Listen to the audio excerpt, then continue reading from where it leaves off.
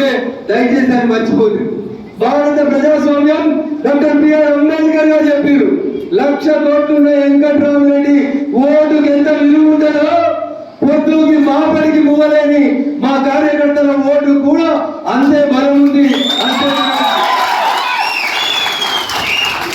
కొద్దిసేపటి క్రితం ఈడీఓలు వచ్చిరట పాపం. దానికి మీకు ఇంకా వెంకటరామరెడ్డి దగ్గర రాలేదు, అది చిన్నది పక్షి. ముఖ్యమంత్రి మాజీ ముఖ్యమంత్రి చంద్రశేఖరరావు గారి మీద ఈడీ ఇప్పుడే కొద్దిసేపటి క్రితం కేసు నమోదు చేసింది. ఏం చెప్తారు జనవంతులు, ఏం చెప్తారు? వారి చెడగొట్టకురా, ఎవరికి అన్యాయం చేయకురా, అన్యాయం చేస్తే పాపం కలిగి పోతామని చెప్తారా చెప్పారా? వెంకటరామరెడ్డి గారు మెదకులో బీఆర్ఎస్ కోసం కష్టపడి జెండా మోసి ఏడ్చి ఇందాక నరేంద్ర అన్న చెప్పినట్టు ఊర్లో వెళ్ళిపోయిన కార్యకర్తల ఉసురు ఎవరికి తాకింది? వెంకటరామరెడ్డికి తాకింది. 200 కోట్లు కాదు, 500 కోట్లు ఖర్చు పెట్టిన వాడు ఎన్నికలలో గెలుస్తాడా? జనం మొదలైంది ఇప్పుడే. అదే సినిమాలో చిరంజీవి చెప్తాడు, ఏం చెప్తాడు? In front there is crocodile festival. Venkatarama Reddy గారికి ఉంటుందా క్రొకడైల్ ఫెస్టివల్?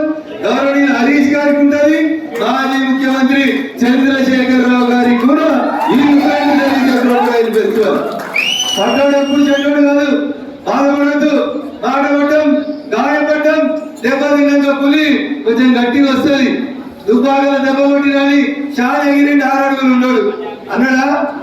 నిన్న సిద్దిపేటకి ఆయన ఉండగా ఆయన కూర్చున్న మీటింగ్ కి ఎస్కాట్ లో ఇంకోటి వస్తాడని కలగట్టాడా? ఎప్పుడన్నా హరీష్ రావు అంటాడా?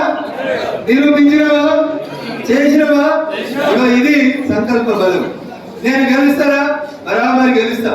ఇందాక ఏమన్నా మీరు అక్కడ పెద్ద పెద్దలు ఉన్నారన్న, ఎమ్మెల్సీలు ఉన్నారు, ఎంపీలు ఉన్నారు, వీళ్ళు ఉన్నారు, వాళ్ళు ఉన్నారని. ఎవరున్నా ఏం కాదు, నీ ధైర్యం నేను గెలిపిస్తారా? గెలిపేదా? దానికి సజీవ తార్కాణం మీ ముందర ఉన్నటువంటి రఘునందన్ రావు. అంతేనా?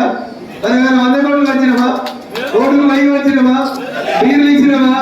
బిర్యానీలు ఇచ్చినమా? ఇప్పుడు 3 దాకా కదలకుండా కూర్చొని పువ్వు రాయిగా పెడతామంటే కదులుతున్నా? ఎవరైనా కదులుతురా? అలా టీఆర్ఎస్ అయితే ఇప్పటిపై అండలు కూడా ఎత్తుకోకపోదు. ఇక ఇది భారతీయ జనతా పార్టీ కార్యకర్తలు, నాయకుల యొక్క లక్ష్యం. ఒక లక్ష్యాన్ని నిర్దేశించుకోవాలి. నేను సర్పంచ్ కావాలి, నేను ఎంపీలు కావాలి, నేను ఎమ్మెల్యే కావాలి. ఈ కష్టంలో ఏ దాకైనా పోవాలి. మనం ఏడు దాకైనా పోవాలి. శ్రీ ఒక మాట చెప్తాడు, చాలా సమానంగా చెప్తా. నేను పోతే పోని, నేను ఈ యుద్ధంలోకి దిగినాక చాలా మంది పోతే పోని, దాంట్లో సతీ ఉందా, సుతుడు ఉన్నాడా, ఇంకెవరు ఉన్నారా పట్టించుకోకు. యుద్ధం మొదలు పెట్టిన తర్వాత యుద్ధం గెలిచేదాకా మళ్ళీ ఇంకా తిరిగి చూడద్దు.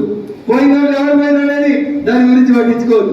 పోతే పోని సతులు, వస్తే రాని కష్టాలు నష్టాలు.